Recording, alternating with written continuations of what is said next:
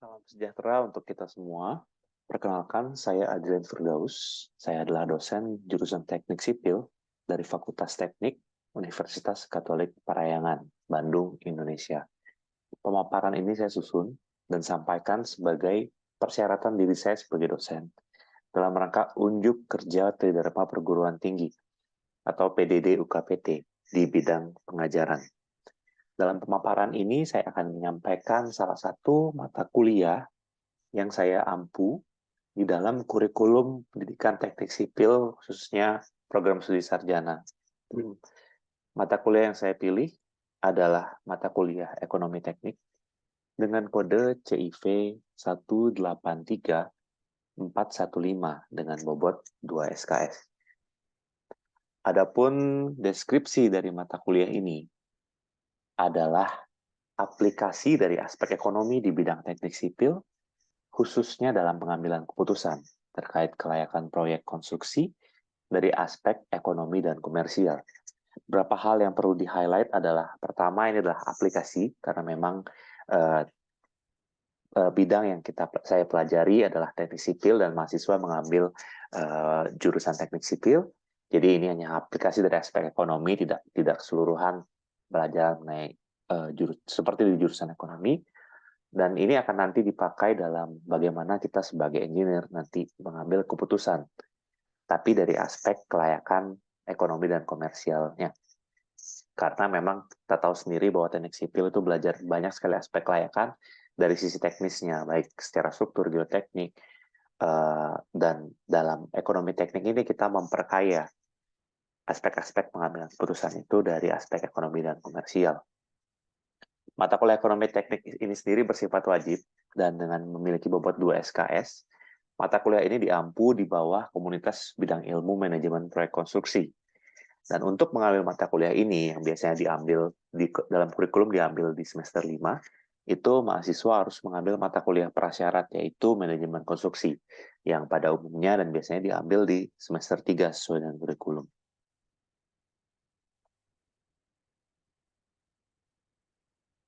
Capaian pembelajaran dari mata kuliah ini adalah diharapkan di akhir mata kuliah, mahasiswa itu mampu, yang pertama untuk menjelaskan prinsip dasar nilai uang terhadap waktu.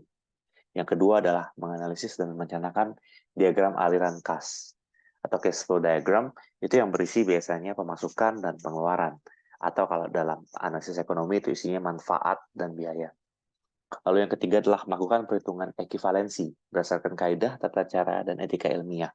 Ekivalensi ini sendiri bagaimana kita bisa menghitung biaya-biaya yang tidak ada di saat ini atau biaya yang kita perkirakan di masa depan, itu kita ekivalenkan ke masa sekarang atau sebaliknya. Yang jelas semua perhitungan kita, biaya ataupun memasukkan biaya dan yang lainnya itu dioperasikan dalam satu time frame yang sama. Jadi harus diekivalensikan terlebih dahulu. Lalu capaian berikutnya adalah mampu menganalisis parameter kelayakan finansial dan ekonomi. Nah, parameter ini nanti akan diajarkan di kelas. Apa saja parameternya seperti net present value, payback period, kalau dalam ekonomi itu ada benefit cost ratio, dan sebagainya. Jadi di akhir kita akan bisa mengatakan apakah proyek ini layak secara ekonomi atau finansial berdasarkan nilai-nilai parameternya. Lalu capaian berikutnya adalah menghasilkan pilihan alternatif proyek komersial dan non-komersial, karena memang kita akan sama-sama belajar proyek yang sifatnya komersial, yang ditinjau secara finansial, ataupun proyek yang sifatnya non-komersial. Dalam hal ini biasanya proyek pemerintah atau infrastruktur yang basisnya adalah manfaat atau benefit base. Pemaparan saya kali ini akan saya sampaikan dalam format delivery, interaction, dan yang terakhir adalah assessment. Yang pertama adalah aspek yang ingin saya sampaikan adalah delivery, bagaimana saya menyampaikan mata kuliah ini pada mahasiswa. Aspek pertama adalah what atau apa yang ingin saya sampaikan pada mahasiswa. Yang pertama adalah topik bahasan. Topik bahasan pertama adalah pengertian dasar ekonomi teknik. Apa saja sebenarnya harus kita pahami, namun perlu digarisbawahi adalah ekonomi teknik, bukan ekonomi pada umumnya. Jadi memang bagian dari ekonomi yang dikhususkan bisa diaplikasikan pada bidang teknik, khususnya teknik sipil. Lalu yang kedua itulah perhitungan bunga sederhana dan bunga banjemuk. Ini erat kaitannya dengan konsep nilai uang terhadap waktu atau time value of money. Bagaimana kita bisa mengekivalensikan biaya-biaya yang tidak terletak pada satu time frame, misalnya di masa mendatang atau di masa lalu pada satu time frame. Lalu bagaimana kita menyusun diagram arus kas, semua biaya yang ada, baik itu pemasukan ataupun pengeluaran, itu disusun dalam satu diagram agar kita bisa melihat secara utuh.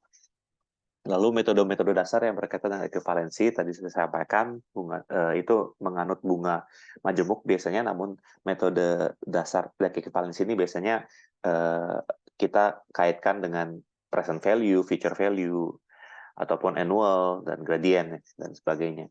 Lalu ada jenis alternatif yang biasanya memuat mutual eksklusif atau independen alternatif. Nah, itu perlakuannya akan sangat berbeda nanti dalam proses pemilihannya. Lalu yang terakhir adalah metode pemilihan alternatif tersebut.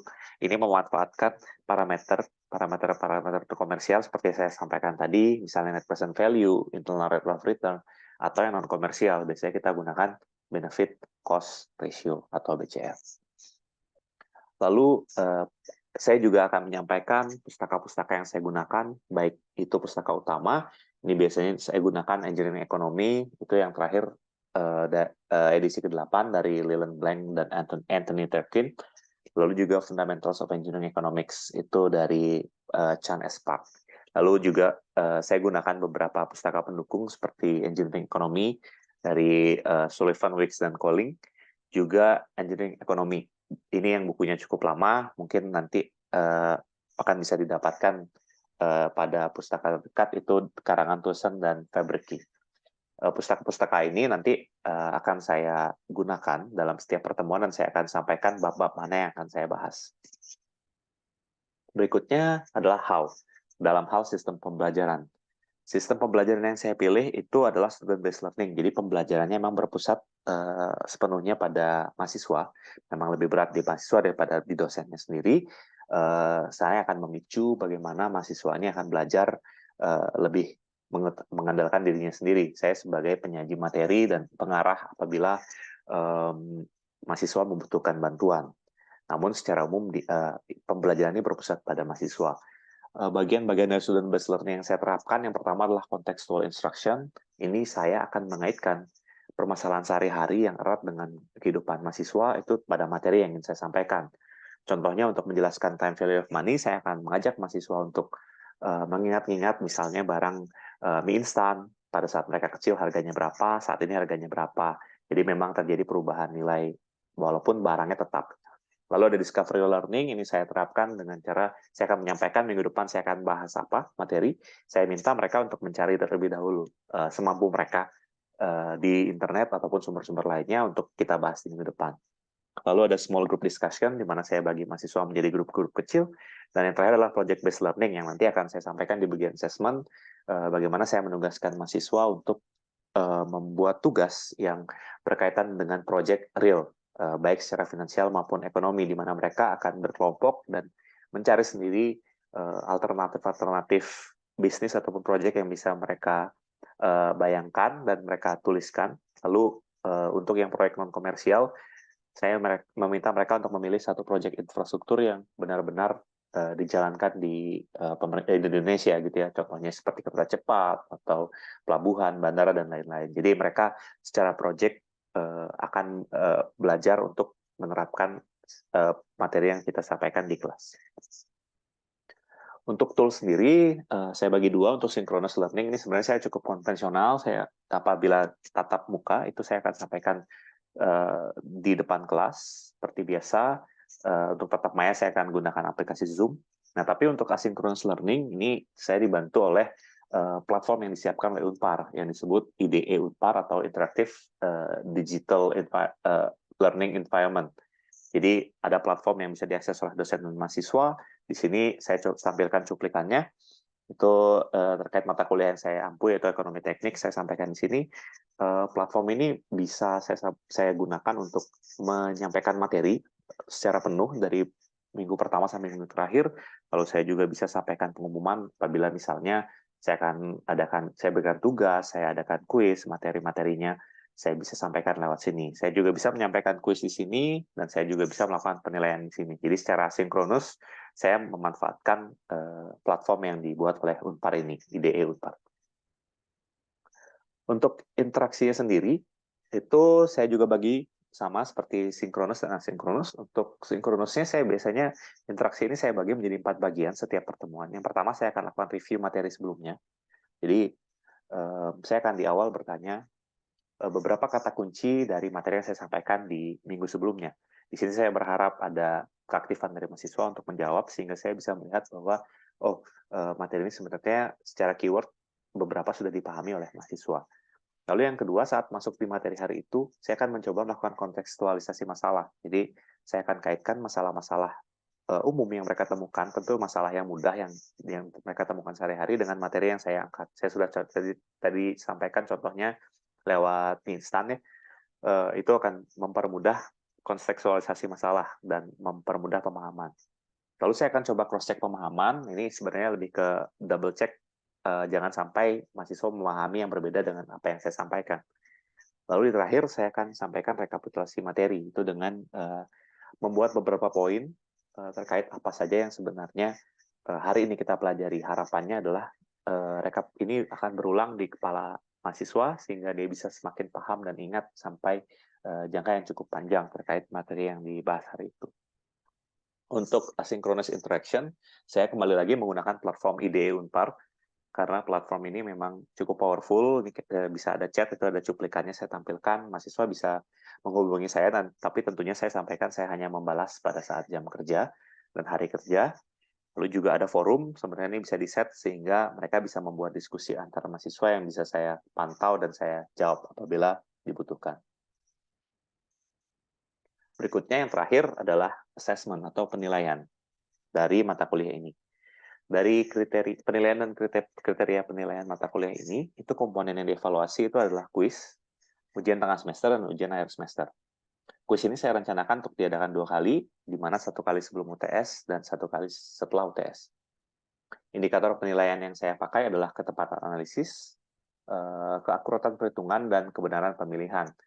Karena memang ada pilihan proyek yang harus dipilih oleh mahasiswa, itu makanya saya masukkan kebenaran pemilihan. Lalu acuannya adalah bobot kuis UTS dan UAS adalah 30 dan 35% untuk UTS dan UAS, dan kuisnya 30%. Kuis ini termasuk tugas, nanti saya akan sampaikan tugasnya seperti apa. Lalu ada kriteria penilaian, ini memakai acuan penilaian Unpar, di mana terdapat batas A, A-, B+, sesuai dengan aturan yang berlaku di Unpar. Ini saya sampaikan di awal agar mahasiswa bisa memahami sebenarnya bagaimana penilaian ini akan dilakukan. Dalam setiap penilaian saya akan selalu membuka penilaian 2 arah. Apabila mahasiswa memang ada keluhan terkait penilaian yang saya lakukan, itu bisa disampaikan langsung pada saya melalui periode penilaian penyanggahan yang nanti akan saya atur. Berikutnya saya akan sajikan contoh penilaian. Ini contohnya adalah kuis. Dalam setiap kuis yang saya adakan, saya akan hubungkan dulu soal-soal yang saya buat itu dengan kemampuan akhir yang direncanakan, serta indikator pencapaian kompetensinya.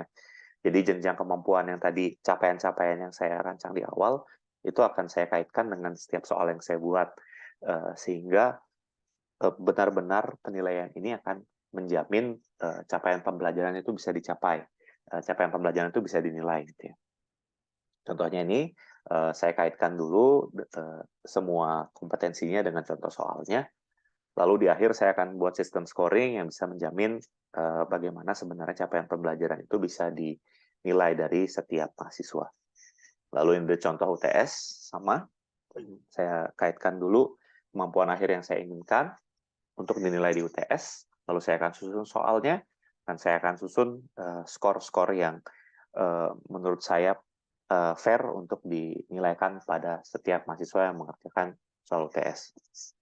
Lalu yang cukup menarik dari kuliah ekonomi teknik ini adalah adanya tugas 1 dan tugas 2, di mana tugas 1 ini saya akan membebaskan mahasiswa secara hipotetikal ya, untuk memikirkan satu alternatif bisnis, apapun itu.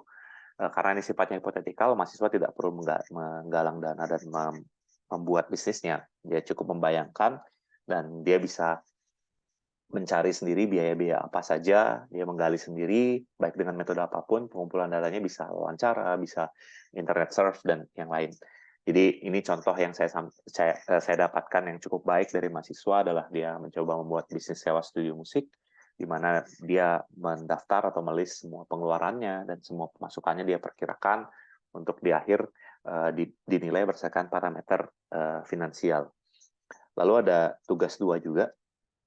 Tugas 2 ini saya minta mahasiswa untuk mengambil satu contoh proyek infrastruktur yang dilaksanakan oleh pemerintah. Contoh yang saya sajikan di sini yang cukup baik adalah mahasiswa digging the information itu tentang kereta cepat Jakarta-Bandung atau KCJB, itu yang mungkin di saat video ini dibuat tahun 2023 itu sudah mulai tahap sudah akan beroperasi dalam waktu dekat karena kemarin sudah banyak uji coba.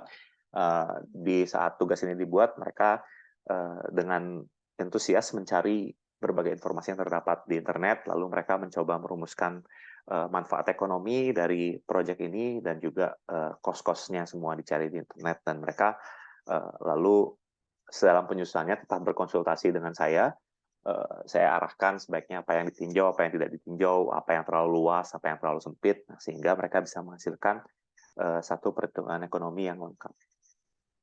Baik, sekian pemaparan dari mata kuliah yang saya sampaikan. Berikutnya kita akan coba bersama-sama tonton video rekaman pembelajaran yang saya rekam sebagai bentuk unjuk diri dalam proses Serdos ini. Terima kasih.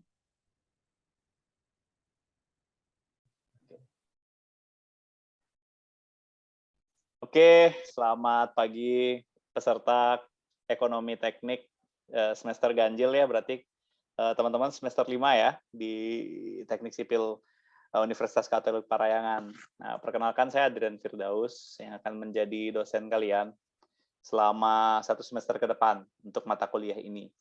Ya, ini pertemuan ketiga kita sebenarnya. 2 minggu lalu kita sudah membahas tentang prinsip dasar ekonomi dan ekonomi teknik. Nah, kalau hari ini kita akan coba lebih dalam membahas mengapa sebenarnya kita mempelajari ekonomi teknik ini. Mengapa ekonomi teknik ini sangat penting untuk seorang engineers gitu ya. Kalau teman-teman kan selama ini di Unpar yang banyak teman-teman pelajari itu kan struktur ya, lewat kemarin ada analisis struktur, ada beton gitu ya. Geoteknik juga ada mekanika tanah, air juga ada mekanika fluida, hidrologi. Nah, tapi kenapa sebenarnya di dalam kurikulum teknik sipil ini ada ekonomi teknik? Ya, ini slide yang sudah selalu saya pakai ya, sering sekali saya pakai buatan Bumia sebenarnya, karena kami di standarisasi ada 3-4 dosen yang mengajar ekonomi teknik, semuanya harus memakai bahan dan penilaian yang sama. Ya. Nah, kita akan coba telaah lebih lanjut sebenarnya dalam diagram yang teman-teman sedang lihat, mengapa ekonomi teknik itu penting untuk seorang engineer. Yang pertama itu kita mulai dari atas, arah utara ya. Itu karena engineers itu atau insinyur itu merencanakan dan mencipta. Ya, atau bahasa Inggrisnya dia engineers design and create. Gitu ya. Nah, kita akan merencanakan dan menciptakan banyak hal. Nah, mungkin yang teman-teman sudah paham belakangan memang lebih banyak di infrastruktur ya. Nah, tentu yang kedua, kita beralih searah jarum jam ya.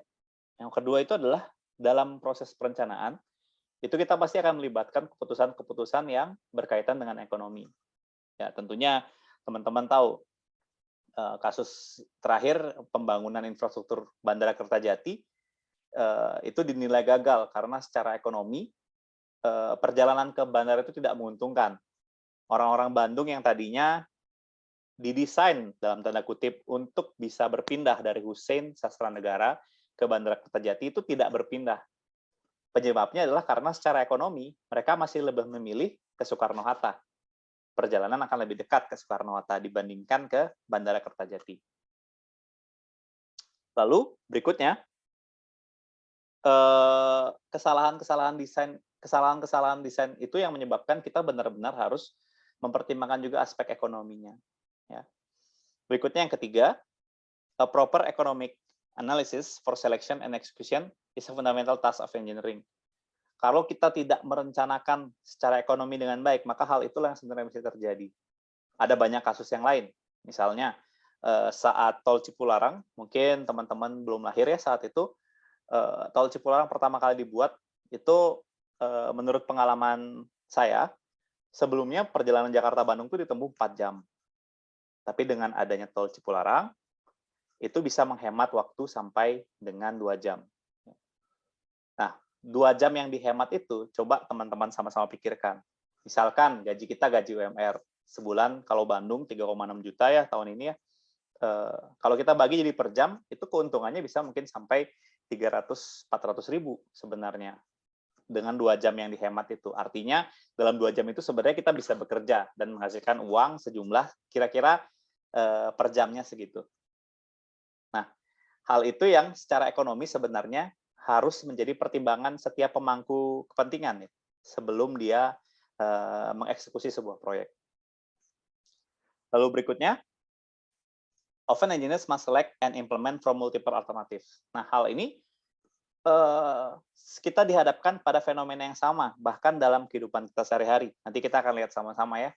Misalnya, pagi ini teman-teman ingin berangkat ke Unpar. Ya. Ada berapa moda transport yang bisa teman-teman pilih? Pertama, teman-teman bisa jalan kaki, ya kalau misalnya tempatnya dekat. Kedua, teman-teman bisa naik sepeda motor atau naik mobil pribadi. Ketiga, bisa naik angkot. Keempat, bisa naik ojek. Dan kelima, yang paling menguntungkan pasti nebeng teman.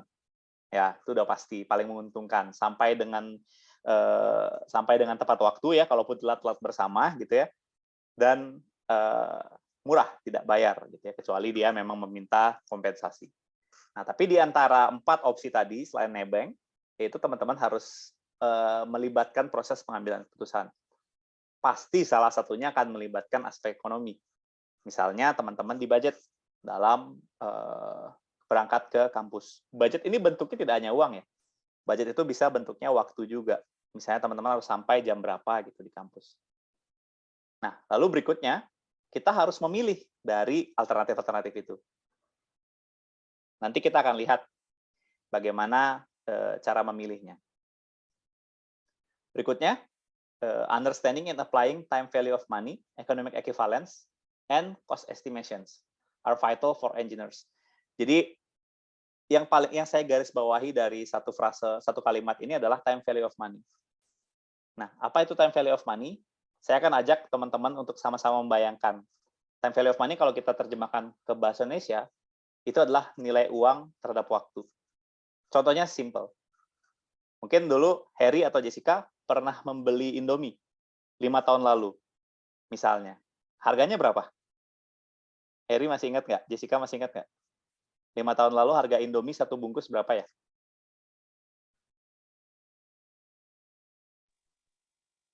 Harry? Jessica? Kalau aku Pak 1.000 satu 1.000 bungkus. kayak Ya. 1.000 ya. Nah, 1.000. kemarin saya ke Indomaret itu harganya sudah menyentuh 2.800. Ya. Jadi dalam jangka waktu 5 tahun sudah ada peningkatan sampai 1.500 sampai 1.800 rupiah. Padahal benda yang Harry sama Jessica terima itu sama. Untuk laki-laki itu satu porsi pasti kurang. Ya untuk cewek mungkin ada yang kurang, ada yang tidak. Tapi bendanya sama. Mecinnya sama, sakit tenggorokannya sama yang kita alami. Cuma harganya berubah. Dulu 1.000, sekarang 2.800. Dalam 5 tahun hal itu terjadi ya. Itu karena prinsip time value of money. Karena apa prinsipnya? Dalam jangka waktu 5 tahun itu, uang itu bisa kita pakai, kita putar untuk mendapatkan untuk sebuah investasi yang mendatangkan bunga. Basicnya seperti itu. Ya, kita belum bicara sesuatu yang lebih goblas seperti inflasi ya, atau deflasi. Nah, itu yang sebenarnya menghasilkan atau mengenerate perubahan nilai tadi. Maka dari itu yang terakhir, di angka 11 itu, engineer itu harus mampu untuk menginkorporasi aspek ekonomi ke dalam setiap desain dan rencana mereka.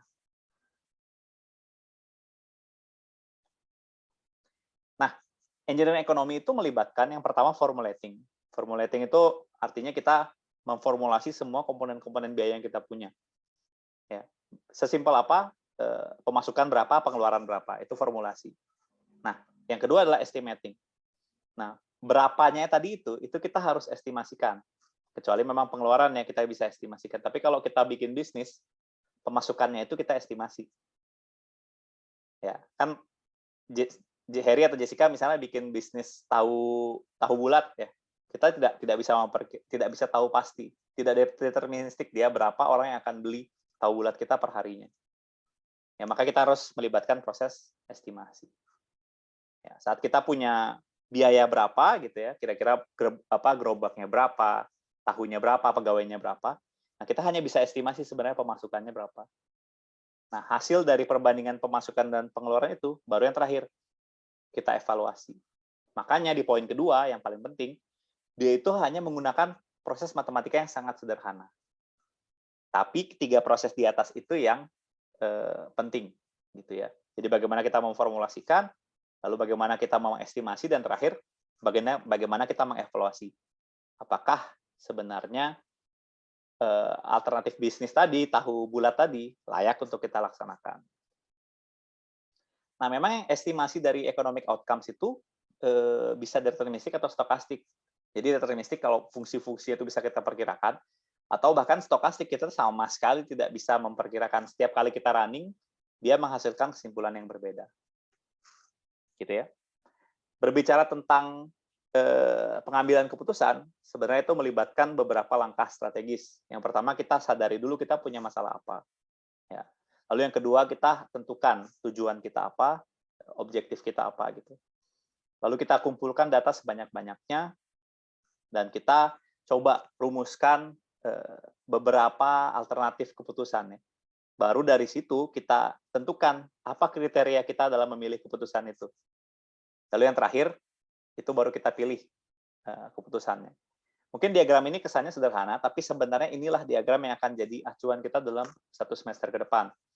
Karena kita akan coba belajar bagaimana caranya nanti memilih berdasarkan kriteria ekonomi ataupun finansial. Lebih seperti itu. Terakhir, sebelum kita tutup pertemuan singkat kita daripada diagram ini tidak bicara banyak gitu ya, kita coba langsung set dengan contoh di kehidupan sehari-hari. Misalnya, yang pertama, permasalahan kita adalah kita punya motor, tapi kita pengen beli mobil. Ini ceritanya mungkin Heri sama Jessica nanti amin udah lulus dari Unpar, mungkin sekarang hanya punya motor, nanti mau beli mobil gitu ya. Nah, jadi memang problemnya adalah kita tidak punya mobil. Jadi kita ingin membeli mobil. Langkah pertama tadi ya adalah define goals and objectives. Karena kita decision problemnya sudah punya. Lalu kita define goals and objectives. Goals and objectives-nya adalah kita harus punya mobil ya, yang misalnya pertama cicilannya ringan ya. Lalu mungkin yang kedua ada ruang yang luas. Bisa saja yang ketiga juga konsumsi bahan bakarnya yang hemat gitu ya. Atau misalnya yang keempat, Heri sama Jessica nanti lulus dari Unpar langsung kerja di kontraktor. Jadi inginnya mobilnya yang 4-wheel drive misalnya. Dia tepat untuk site visit. Nah, karena Heri dan Jessica sudah punya goals and objective, udah lengkap gitu ya. Pinginnya yang kayak apa? Lalu kita survei. Ya, survei itu adalah bagian dari, kalau kita balik ke bagian ini, collect data and information. Datanglah Heri sama Jessica ke mall-mall gitu ya, minta selebaran Honda, Suzuki, Yamaha ya, Toyota gitu ya. Nah, dari situ kita bisa pilih tipe mobil yang kita mau apa, harganya berapa, kenyamanannya seperti apa, speknya seperti apa.